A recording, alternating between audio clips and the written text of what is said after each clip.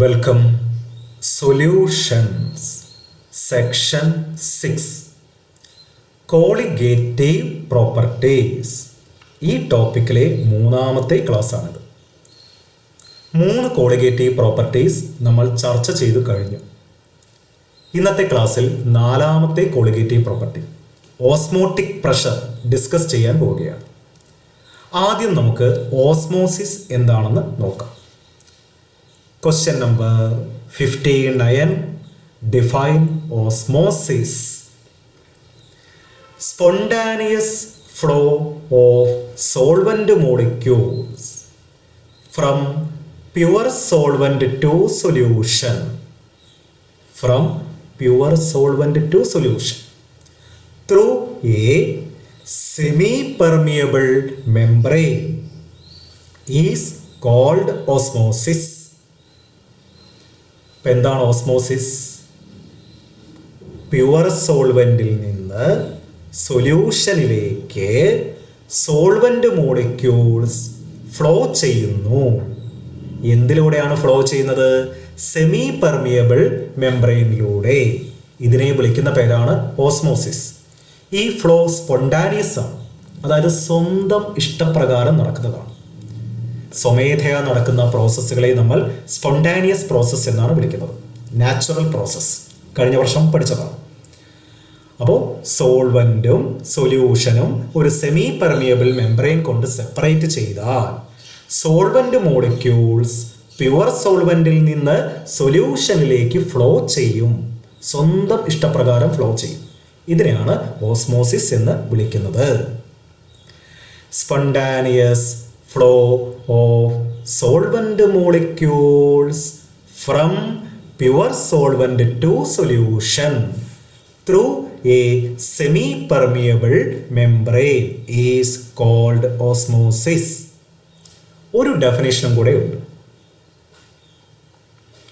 Spontaneous flow of solvent molecules from solution of lower concentration to solution of higher concentration through a semi-permeable membrane is called osmosis.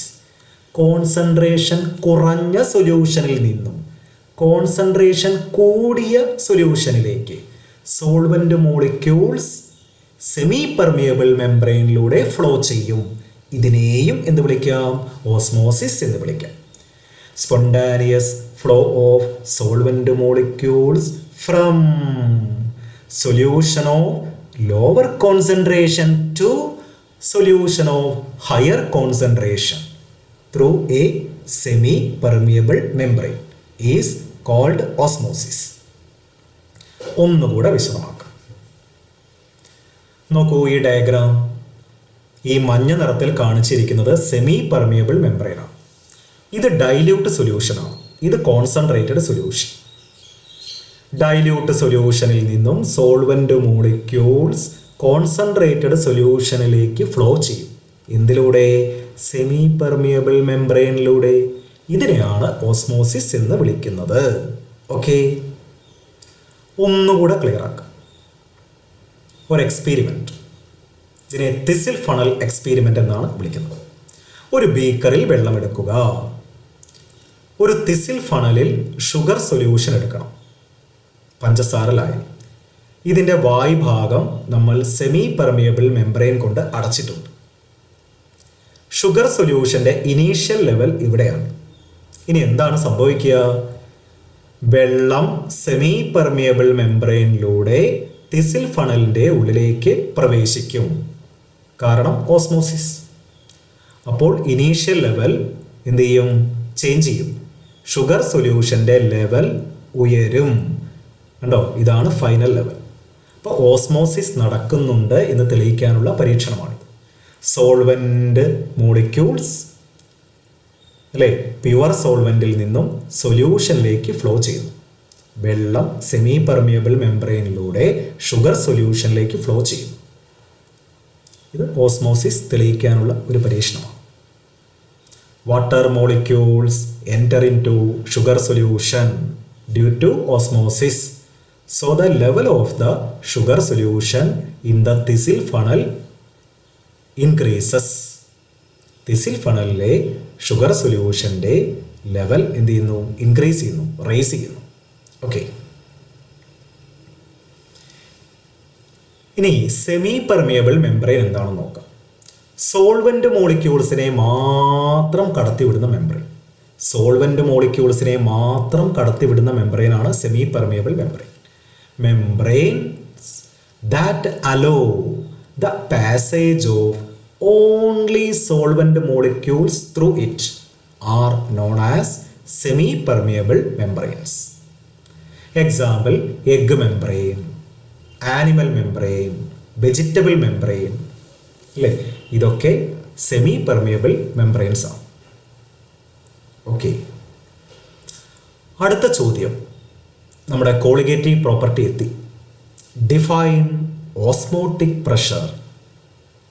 Osmotic pressure എന്താണ്? The excess pressure ഉണ്ടോ? Excess പ്രഷറാണ്. The excess pressure that is to be applied on the solution side. That is to be applied on the solution side to prevent osmosis is known as osmotic pressure. Osmosis തടയാൻ വേണ്ട പ്രഷറാണ് osmotic pressure. ആ pressure ഏത് സൈഡിൽ apply ചെയ്യണം? Solution സൈഡിൽ apply ചെയ്യണം. അപ്പോൾ ഓസ്മോസിസ് തടയാൻ വേണ്ടി സൊല്യൂഷൻ സൈഡിൽ അപ്ലൈ ചെയ്യുന്ന എക്സസ് പ്രഷറിനെ വിളിക്കുന്ന പേരാണ് osmotic pressure. The excess pressure that is to be applied on the solution side to prevent osmosis is known as osmotic pressure. Okay, ഒന്നുകൂടെ ക്ലിയർ ആക്കാം. നോക്കൂ, സോൾവെന്റ് സൊല്യൂഷനിലേക്ക് ഫ്ലോ ചെയ്യും, ഇവിടുത്തെ ലെവൽ ഉയരും എന്നൊക്കെ നമുക്കറിയാം. ഓസ്മോസിസ് നടക്കും. ഓസ്മോസിസ് നടക്കാതിരിക്കാൻ എന്ത് ചെയ്യണം? ഇവിടെ നമ്മൾ കൂടുതൽ പ്രഷർ അപ്ലൈ ചെയ്യണം. നമ്മൾ കൊടുക്കുന്ന പ്രഷറിനെയാണ് പൈ എന്ന് കാണിച്ചിരിക്കുന്നത്, ഉണ്ടോ? അപ്പോൾ സൊല്യൂഷൻ സൈഡിൽ കൂടുതൽ പ്രഷർ കൊടുത്താൽ ഓസ്മോസിസ് നടക്കില്ല. അപ്പോൾ ഓസ്മോസിസ് തടയാൻ വേണ്ട എക്സസ് പ്രഷറാണ് ഓസ്മോട്ടിക് പ്രഷർ. അപ്പോൾ സോൾവെന്റ് മോളിക്യൂൾസ് ഇങ്ങോട്ട് വന്നാൽ അല്ലേ, ഇവിടുത്തെ ലെവൽ ഉയരും. ഈ ലെവൽ ഉയരാതിരിക്കാൻ നമ്മൾ കൊടുക്കുന്ന പ്രഷറാണ് പൈ, അതാണ് ഓസ്മോട്ടിക് പ്രഷർ. സൊല്യൂഷൻ സൈഡിൽ നമ്മൾ കൊടുക്കുന്ന പ്രഷറാണ്. ഓക്കെ, അടുത്തത് ഗ്യാസ് ലോസ്. നമ്മൾ ഫസ്റ്റ് ഇയർ പഠിച്ചിട്ടുണ്ട്, ബോയൽസ് ലോ, ചാൾസ് ലോ തുടങ്ങിയതൊക്കെ. ഈ ഗ്യാസിന് ഉപയോഗിക്കാൻ പറ്റുന്ന നിയമങ്ങൾ ഡൈല്യൂട്ട് സൊല്യൂഷൻസിന് അപ്ലൈ ചെയ്യാം. അപ്പോൾ gas laws can be applied to dilute solutions. Why? ഉത്തരത്രയേ ഉള്ളൂ. Dilute solutions can be considered as a gas. Dilute solution ഗ്യാസിനെ പോലെ നമുക്ക് പരിഗണിക്കാം. അതുകൊണ്ട് ഗ്യാസുകൾക്ക് അപ്ലൈ ചെയ്യാൻ പറ്റുന്ന നിയമങ്ങളൊക്കെ ഡൈല്യൂട്ട് സൊല്യൂഷൻസിന് അപ്ലൈ ചെയ്യാം. ഇങ്ങനെ അപ്ലൈ ചെയ്തിട്ടാണ് വാൻ ഹോഫ് എന്ന് പറയുന്ന ഒരാൾ ഓസ്മോട്ടിക് പ്രഷറിന് വേണ്ടിയിട്ട് ഒരു ഇക്വേഷൻ കണ്ടുപിടിച്ചത്. അപ്പം അടുത്ത ചോദ്യം, give van Hoff's equation. Spelling നോക്കണം. Van Hoff's equation for osmotic pressure. Osmotic പ്രഷറിന് വേണ്ടിയിട്ടുള്ള ഇക്വേഷൻ എന്താണ്? 10 തവണ എഴുതി പഠിക്കണം. പൈ സമം CRT. പൈ എന്ന് പറഞ്ഞാൽ osmotic pressure. Osmotic pressure. C എന്ന് പറഞ്ഞാൽ കോൺസെൻട്രേഷൻ. സി എന്ന് പറഞ്ഞാൽ കോൺസെൻട്രേഷൻ. ടി എന്ന് പറഞ്ഞാൽ ടെമ്പറേച്ചർ ഇൻ കെൽവിനാണ്. ആർ എന്ന് പറഞ്ഞാൽ universal gas constant. Universal gas constant. Gas constant എന്ന് പറഞ്ഞാലും മതി. അതിൻ്റെ വാല്യൂ ഇവിടെ എഴുതിയിട്ടുണ്ട്. പ്രോബ്ലം ചെയ്യാൻ ഈ വാല്യൂ ആണ് സാധാരണ നമ്മൾ ഉപയോഗിക്കാറുള്ളത്.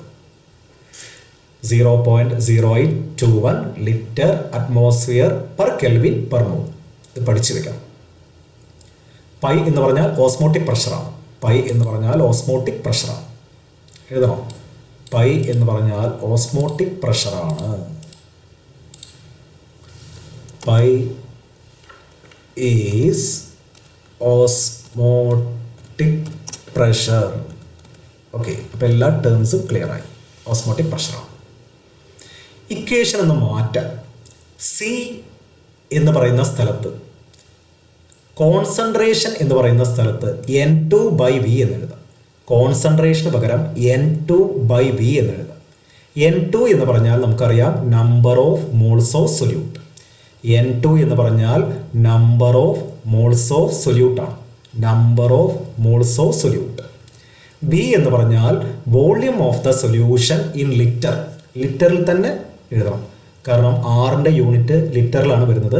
വോള്യൂം ലിറ്ററിൽ തന്നെ വേണം, അല്ലെങ്കിൽ പ്രോബ്ലം ഒക്കെ തെറ്റും. വോള്യൂം ലിറ്ററിൽ ആയിരിക്കണം. അപ്പോൾ എല്ലാ ടേംസും ക്ലിയർ ആയി. N2 എന്ന് പറഞ്ഞാൽ number of moles of solute ആണ്. ഈ ഇക്വേഷനിൽ നിന്നൊരു പ്രത്യേകത, pi depends on N2. Pi എന്നുള്ളത് നമ്പർ ഓഫ് മോൾസ് ഓഫ് സൊല്യൂട്ടിനെ ഡിപ്പെൻഡ് ചെയ്യുന്നു. So it is a colligative property. ഒരു പോയിന്റ് വേണമെങ്കിൽ നമുക്കവിടെ എഴുതാം. പൈ ഡിപ്പെൻഡ്സ് ഓൺ, അല്ലേ, pi depends on number of moles of, അല്ലെങ്കിൽ osmotic pressure depends on, osmotic pressure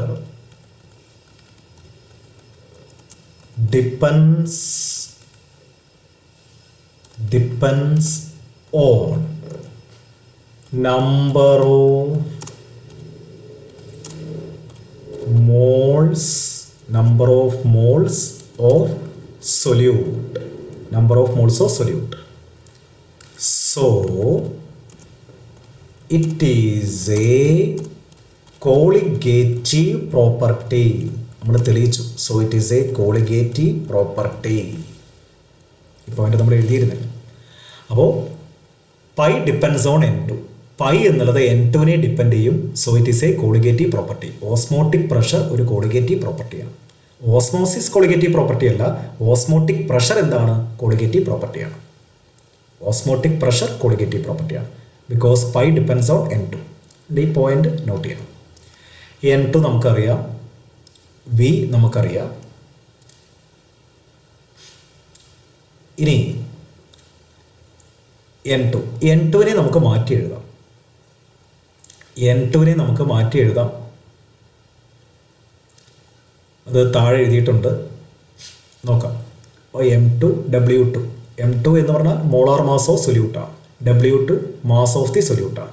equation താഴെ മാറ്റി എഴുതിയിട്ടുണ്ട്. നമുക്ക് നോക്കാം. ഓക്കെ, അപ്പോൾ ഓസ്മോട്ടിക് പ്രഷറിനുള്ള ഇക്വേഷൻ കിട്ടി. Pi is equal to N2 into RT/V. Pi depends on N2. So it is a colligative property. ഇനി N2ന് സബ്സ്റ്റിറ്റ്യൂഷൻ കൊടുക്കാം. അത് അടുത്ത ക്വസ്റ്റ്യനിലാണ് നോക്കുന്നത്. ഓക്കെ, ശരി. ഇനി ഒരു പ്രത്യേകത കൂടെ ശ്രദ്ധിക്കാം. നമ്മൾ നേരത്തെ എഴുതിയ ഇക്വേഷനിൽ pi inversely proportional to V ആണ്, അല്ലേ? P inversely proportional to V എന്ന് നമ്മൾ ബോയിൽസ് ലോയിൽ പഠിച്ചിട്ടുണ്ട്. P പ്രൊപ്പോർഷണൽ ടു 1/V എന്ന് പറഞ്ഞാൽ ബോയിൽസ് ലോ ആണല്ലോ. P പ്രൊപ്പോർഷണൽ ടു T എന്ന് പറഞ്ഞാൽ ചാൾസ് ലോ ആണ്. കഴിഞ്ഞ വർഷം പഠിച്ചതാണ്. അപ്പം ഗ്യാസുകൾക്ക് ഉപയോഗിച്ച ഇക്വേഷൻ ആണ് ബോയിൽസ് ലോയും ചാൾസ് ലോയും, അല്ലേ? പൈ എന്ന് പറയുന്ന സ്ഥലത്ത് P എന്നാണ് ഗ്യാസുകൾക്ക് വേണ്ടി ഉപയോഗിക്കുന്നത്. ഡൈല്യൂട്ട് സൊല്യൂഷൻ ആണെങ്കിൽ ആ P എന്ന് പറയുന്ന സ്ഥലത്ത് പൈ എന്ന് ഉപയോഗിച്ചു. അതുകൊണ്ട് ബോയിൽസ് ലോ വാൻ ഹോഫ് കടമെടുത്താണ് ഇവിടെ ഉപയോഗിച്ചത്. അതുകൊണ്ട് വാൻ ഹോസ് ബോയിൽസ് ലോ എന്നതിനെ വിളിക്കാം. Pi proportional to T, van Hoff's Charles law. അപ്പോൾ ബോയിൽസ് ലോയും ചാൾസ് ലോയും കൂട്ടിക്കലർത്തിയിട്ടാണ് മേൽപ്പറഞ്ഞ ഇക്വേഷൻ നമ്മൾ കിട്ടിയത്. ഏതാ മേൽപ്പറഞ്ഞ equation? Pi equal to N2 RT/V. N2 RT/V. ആ ഇക്വേഷൻ നമ്മൾ കാണിക്കാം. നോക്കൂ, പൈ എന്നുള്ളത് വോള്യത്തിനോട് ഇൻവേഴ്സ്ലി പ്രൊപ്പോർഷണലാണ്. അപ്പോൾ ബോയിൽസ് ലോ പോലെ വരും, അല്ലേ? Van Hoff's Boyle's law. Pi proportional to T, അതും ഗ്യാസ് ലോ പോലെ തന്നെയാണ്. P പ്രൊപ്പോർഷണൽ ടു T എന്ന് വരുന്ന പോലെയാണ്. അപ്പോൾ ഗ്യാസ് ലോ ഉപയോഗിച്ചിട്ടാണ് ഈ ഇക്വേഷൻ ഉണ്ടാക്കിയത്. അത് താല്പര്യമുള്ള കുട്ടികൾക്കൊന്ന് നോക്കാം. അതിനുവേണ്ടി എഴുതിയതാണ്. അപ്പോൾ പൈ പ്രൊപ്പോർഷണൽ ടു 1/V അത് വാൻ ഹോസ് ബോയിൽസ് ലോ ആണ്. Pi proportional to T van Hoff's Charles law ആണ്. ഈ രണ്ട് ഇക്വേഷൻസും പരിഗണിച്ചാണ് മേൽപ്പറഞ്ഞ ഇക്വേഷൻ നമുക്ക് കിട്ടിയത്. ഓക്കെ, അത് ഓർമ്മിച്ച് വെച്ചാൽ മതി. അടുത്ത ചോദ്യം, calculate the molar mass from osmotic pressure. Molar mass നമ്മൾ കണ്ടെത്തണം. N2 നമുക്ക് സബ്സ്റ്റിറ്റ്യൂഷൻ കൊടുക്കാം. കണ്ടോ, പൈയുടെ എക്വേഷൻ എഴുതി N2 സബ്സ്റ്റിറ്റ്യൂഷൻ കൊടുത്തു. W2/M2. നേരത്തെ നമ്മൾ എഴുതിയിരുന്നു. M2 എന്ന് പറഞ്ഞാൽ മോളാർ മാസ് ഓഫ് സൊല്യൂട്ടാണ്. W2 എന്ന് പറഞ്ഞാൽ മാസ് ഓഫ് സൊല്യൂട്ട്. ഇനി M2 കാണണമെങ്കിൽ എന്ത് ചെയ്താൽ മതി? M2 ലെഫ്റ്റ് സൈഡിലേക്ക് കൊണ്ടുപോവുക, പൈ എന്നുള്ളതിനെ എവിടേക്ക്? റൈറ്റ് സൈഡിലേക്ക് കൊണ്ടുപോകുക. അപ്പോൾ പൈ വി ഇവിടെ അറിയാതെ താഴേക്ക് പോയിട്ടുണ്ട്. ഓക്കെ,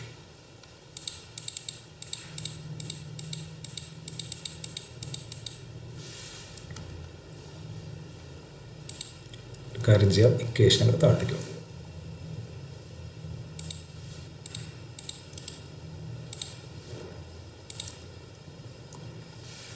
ഇക്വേഷൻ നമുക്ക് ശരിയായിട്ട് എഴുതാം. ഓക്കെ, ഇനി ഡിവൈഡ് ചെയ്യുന്നു എന്ന് കാണിക്കാൻ ഒരു വര അല്ലേ? ഇപ്പം ശരിയായില്ലേ? അപ്പോൾ മോളാർ മാസ് കാണാനുള്ള ഇക്വേഷൻ കിട്ടി. W2RT/πV. പൈ ഇവിടെ നിന്ന് ഇങ്ങോട്ട് വന്നു, ഇവിടുത്തെ M2 ഇങ്ങോട്ട് വന്നു. അപ്പോൾ ഈ ഇക്വേഷൻ നമ്മൾ പഠിച്ചു വെക്കണം, ഇതിലെ ടേംസ് ഒക്കെ പഠിച്ചു വെക്കണം. ഓക്കെ, അപ്പം മോളാർ മാസ് കണക്കാക്കാനുള്ള ഇക്വേഷനാണ്. മോളാർ മാസ് M2 ഇങ്ങോട്ട് വന്നു, പൈ ഇവിടേക്കും വന്നു. അപ്പോൾ ഇക്വേഷൻ നന്നായിട്ട് നോക്കി വയ്ക്കുക. മോളാർ മാസ് കാണാനുള്ളതാണ്. W2RT/π. ഈ ടേംസ് ഒക്കെ നല്ല ക്ലിയർ ആയിരിക്കും, മുന്നേ പറഞ്ഞതാണ്. ഓക്കെ, അടുത്ത question. Osmotic pressure is the best method to calculate molar mass of macromolecules. Macromolecules എന്ന് പറഞ്ഞാൽ വലിയ മോളിക്യൂൾസ് എന്നുള്ള അർത്ഥത്തിലാണ് ഉപയോഗിക്കുന്നത്. സ്റ്റാർച്ച്, പോളിമർ, ബയോമോളിക്യൂൾസ്, സെല്ലുലോസ്, ഇതിൻ്റെയൊക്കെ മോളിക്യൂൾസ് സൈസ് കൂടിയതാണ്. സെല്ലുലോസ്, ഇതൊക്കെ മാക്രോ മോളിക്യൂൾസാണ്. ഈ മാക്രോ മോളിക്യൂൾസിൻ്റെ മോളാർ മാസ് കണക്കാക്കാൻ പറ്റിയ ബെസ്റ്റ് മെത്തേഡ് ഓസ്മോട്ടിക് പ്രഷർ മെത്തേഡാണ്. ബാക്കി 3 കോളിഗേറ്റീവ് പ്രോപ്പർട്ടീസും ഇതിന് ഉപയോഗിക്കാറില്ല. അപ്പം മാക്രോ മോളിക്യൂൾസിൻ്റെ മോളാർ മാസ് കണക്കാക്കാൻ ഓസ്മോട്ടിക് പ്രഷർ എന്നുള്ള കോളിഗേറ്റീവ് പ്രോപ്പർട്ടിയാണ് ബെസ്റ്റ്. കാരണം എന്താണ്? കാരണം ബാക്കി 3 കോളിഗേറ്റീവ് പ്രോപ്പർട്ടികളും അളക്കാൻ കഴിയില്ല, അളക്കാൻ പറ്റാത്ത അത്ര ചെറുതാണ്. ഇത്തരം മോളിക്യൂൾസിൻ്റെ ഓസ്മോട്ടിക് പ്രഷർ മാത്രമേ മെഷർ ചെയ്യാൻ പറ്റൂ. മെഷർ ചെയ്താലേ കാൽക്കുലേഷൻ പറ്റും. അപ്പോൾ other colligative properties are too small to be measured. മറ്റുള്ള കോളിഗേറ്റീവ് പ്രോപ്പർട്ടീസ് അളക്കാൻ പറ്റാത്തത്ര ചെറുതാണ്. Osmotic pressure is measurable for macro molecules. Macro മോളിക്യൂൾസിൻ്റെ ഓസ്മോട്ടിക് പ്രഷർ നമുക്ക് മെഷർ ചെയ്യാൻ പറ്റും. അതുകൊണ്ട് ഈ ചോദ്യം ഇമ്പോർട്ടൻ്റ് ആണ്, നോക്കണം. വലിയ മോളിക്യൂൾസിൻ്റെ മോളാർ മാസ് മെഷർ ചെയ്യാൻ ഓസ്മോട്ടിക് പ്രഷർ മെത്തേഡാണ് ഉപയോഗിക്കുന്നത്. അതാണ് ബെസ്റ്റ് മെത്തേഡ്. കാരണം ഓസ്മോട്ടിക് പ്രഷർ മാത്രമേ മെഷറബിൾ ആയിട്ടുള്ളൂ. അടുത്ത ചോദ്യം. What are isotonic solutions? ഒരേ ഓസ്മോട്ടിക് പ്രഷറുള്ള സൊല്യൂഷൻസ് ആണ് isotonic solutions. Solutions having same osmotic pressure. Okay. What are hypertonic solutions? Hypertonic solution എന്ന് പറഞ്ഞാൽ കോൺസെൻട്രേഷൻ കൂടിയ സൊല്യൂഷൻ, അതായത് solutions having high concentration of solute relative to another. അപ്പോൾ concentration കൂടിയ solutions ആണ് hypertonic solutions. Solutions having higher concentration than other, അല്ലെങ്കിൽ solution having a high concentration of solute relative to another. What are hypotonic solutions? Concentration കുറവുള്ള solutions. Solution having a low concentration of solute relative to another. അപ്പോൾ ഈ 3 ഡെഫിനേഷൻസും പഠിക്കണം. Isotonic solution, hypertonic solution, മറ്റൊന്ന് hypotonic solutions. Okay. ഇനി ഒരു നോട്ടുണ്ട്, മരുന്നുകൾ കുത്തിവെക്കുമ്പോൾ 0.91% saline വാട്ടറുമായിട്ട് അല്ലെങ്കിൽ ഉപ്പ് വെള്ളവുമായിട്ട് മിക്സ് ചെയ്യും. എന്താണ് കാരണം? കാരണം ബ്ലഡിൻ്റെയും മെഡിസിൻ്റെയും ഓസ്മോട്ടിക് പ്രഷർ സെയിം ആയിരിക്കണം. സെയിം അല്ലെങ്കിൽ ബ്ലഡ് വെസൽ ഒന്നുകിൽ വലുതാവും അല്ലെങ്കിൽ ചെറുതാവും. ബ്ലഡ് വെസൽ വലുതാവുകയും ചെറുതാവുകയും ചെയ്താൽ പ്രഷർ വ്യത്യാസപ്പെടും, അത് അപകടമാണ്. അപ്പോൾ ഈ പോയിന്റ് ഒന്ന് നോക്കൂ. Medicines are mixed with 0.91% saline water before being injected into the vein. സിരകളിലേക്ക് കുത്തിവെക്കുന്നതിന് മുന്നേ ഈ ഉപ്പുവെള്ളവുമായിട്ട് മിക്സ് ചെയ്യണം മരുന്നുകൾ. This is to make blood and medicine isotonic. ബ്ലഡും മെഡിസിനും ഐസോട്ടോണിക് ആക്കാൻ വേണ്ടിയിട്ടാണ് ഇങ്ങനെ ചെയ്തത്. Otherwise the blood vessels either swell or shrink. Okay, swell എന്ന് പറഞ്ഞാൽ വലുതാവുക, ഷ്രിങ്ക് എന്ന് പറഞ്ഞാൽ ചെറുതാവുക. അടുത്ത ചോദ്യം, what is reverse osmosis? Solution സൈഡിൽ പ്രഷർ കൊടുത്താൽ ഓസ്മോസിസ് നിൽക്കും. ഇതിനെയാണ് നമ്മൾ ഓസ്മോട്ടിക് പ്രഷർ എന്ന് വിളിക്കുന്നത്. ഓസ്മോട്ടിക് പ്രഷറിനേക്കാൾ ഉയർന്ന പ്രഷർ കൊടുത്താലോ ഓസ്മോസിസിൻ്റെ വിപരീതം നടക്കും, അല്ലെങ്കിൽ ഓസ്മോസിസ് തിരിച്ചു നടക്കും. തിരിച്ചു നടക്കുമെന്ന് പറഞ്ഞാൽ സൊല്യൂഷൻ സൈഡിൽ നിന്നും സോൾവെൻ്റ് മോളിക്യൂൾസ് പ്യുവർ സോൾവെൻറ്റിൻ്റെ സൈഡിലേക്ക് ഒഴുകും. ഇതിനെ വിളിക്കുന്ന പേരാണ് reverse osmosis. If the pressure applied on the solution is greater than its osmotic pressure, then the direction of osmosis is reversed. The phenomenon is called reverse osmosis.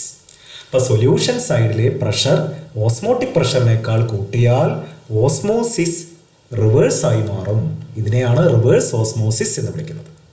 Okay, അടുത്ത ചോദ്യം, reverse osmosis എന്നുള്ളതിൻ്റെ അപ്ലിക്കേഷനാണ്. ചോദ്യം, what is desalination of sea water? കടൽ വെള്ളത്തിൽ നിന്നും ശുദ്ധമായ വെള്ളം ഉണ്ടാക്കാൻ കഴിയും. ഗൾഫ് രാജ്യങ്ങളിലൊക്കെ ഈ ടെക്നിക്ക് ഉപയോഗിക്കുന്നുണ്ട്. കടൽ വെള്ളത്തിൽ നിന്നും ശുദ്ധമായ വെള്ളം എങ്ങനെയാണ് ഉണ്ടാക്കുക എന്നുള്ളത്. ഇതിൻ്റെ പ്രിൻസിപ്പിൾ റിവേഴ്സ് ഓസ്മോസിസ് ആണ്. Reverse osmosis is the principle of desalination of saline water. Saline water എന്ന് പറഞ്ഞാൽ ഉപ്പ് വെള്ളം, കടലിലെ വെള്ളം, അതാണ് ഉദ്ദേശിക്കുന്നത്.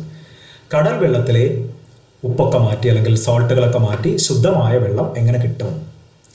ടെക്നിക് റിവേഴ്സ് ഓസ്മോസിസ് ആണ്. നോക്കൂ, കടൽ വെള്ളം ഇത് fresh water. They are separated by a semi permeable membrane. Fresh water and salt water are separated by a semi permeable membrane. ഇനി എന്താണ് ടെക്നിക്? ഈ സൊല്യൂഷൻ സൈഡിൽ, ഇതാണല്ലോ സൊല്യൂഷൻ, സൊല്യൂഷൻ സൈഡിൽ ഓസ്മോട്ടിക് പ്രഷറിനേക്കാൾ ഉയർന്ന പ്രഷർ അപ്ലൈ ചെയ്യുക. When a pressure higher than osmotic pressure is applied on the solution side, what happens?